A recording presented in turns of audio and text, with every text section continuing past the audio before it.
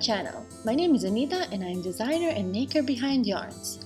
In today's video, I'll show you how to crochet with a yarn over slip stitch back loop only. Here I'm using bulky weight yarn from Hobbii and 8mm size crochet hook. And we are going to start by making a slip knot. And one of the ways to do that is wrapping the yarn around your finger 2 times. Take the bottom piece and put it over the top one. Repeat that and hold onto the bottom piece, slide it off of your finger and pull a bit on that yarn to make the loop smaller. And take your hook and pull it through that loop. Now we'll start chaining.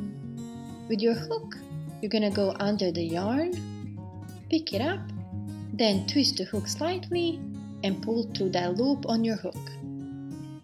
And there you have your first chain.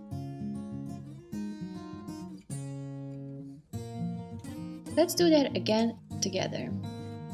So yarn over, twist, and pull through. And that's what we'll be repeating until you chain your desired number of chains. For today's video, I'll just make a little swatch of 10 stitches. So I'm going to chain 11. And that last one will be my turning chain. Make sure you don't pull on the yarn too much because you'll end up in a chain that's too tight.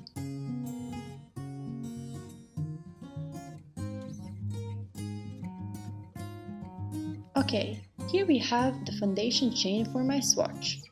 And this will be the front side that I'll work into for my first row. We'll be working into these little loops right here. For the first row, we are going to yarn over, then insert our hook through this loop right here.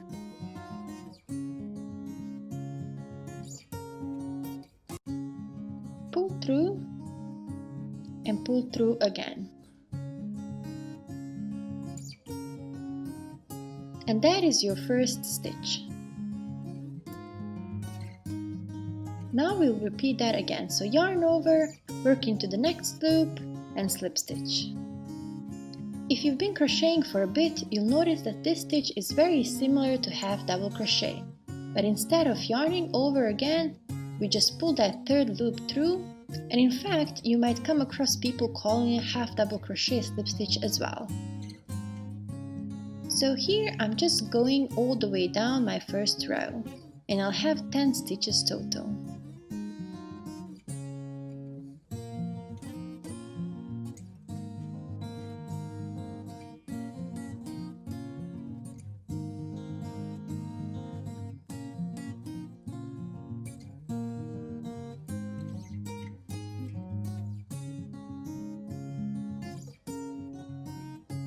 Make sure you work into that last stitch.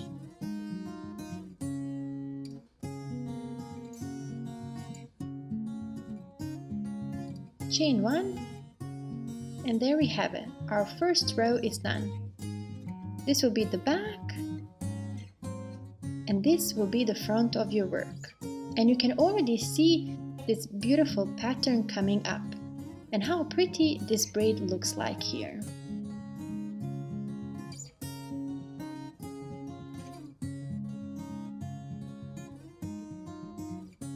Okay, now we'll talk about the stitches.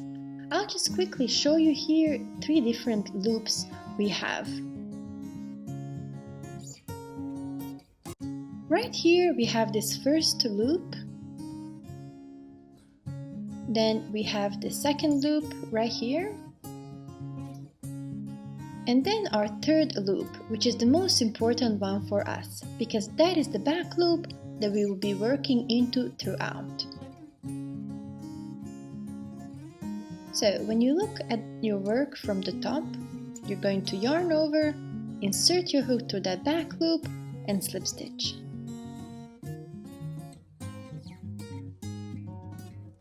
Then find your next stitch and do the same.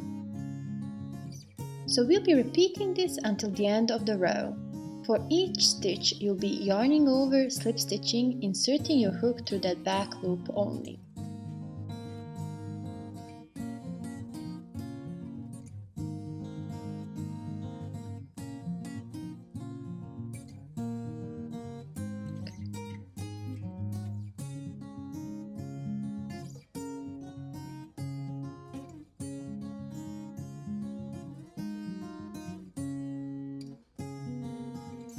Again, always make sure you are working into that last stitch. You can always place your stitch markers at the beginning of every row to help you keep track. Then chain 1, and this is what you should have after the second row.